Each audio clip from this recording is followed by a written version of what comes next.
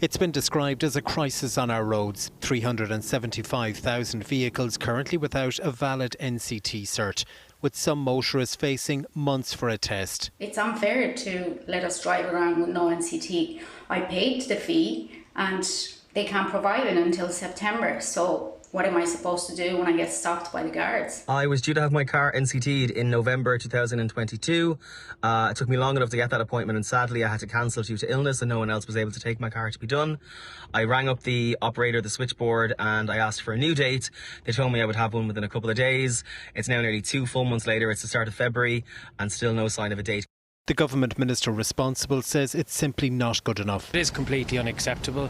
There is a risk around the roadworthiness of specific vehicles. Today, the NCT operator blamed the backlog on a staffing crisis and no-shows. We are seeing approximately 2,500 vehicles not show up for their appointment each week. A further 1,000 will cancel just before the test. That's a combined 3,500 vehicles each and every week foregoing their appointment and looking for a new one. The company now says it hopes to have the NCT backlog cleared by June. However, it's not the only problems facing motorists, with around 47,000 people still waiting for a driving test. At the moment, the national average time to invite for a test is 19 weeks. The service level agreement that is in place with the Department of Transport is to maintain an average waiting time of 10 weeks.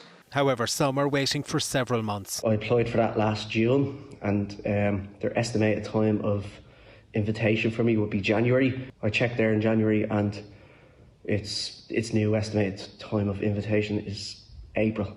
However, the RSA warns that even with another 40 staff that it hopes to recruit, it could be next year before the backlog is cleared. Paul Quinn, Virgin Media News.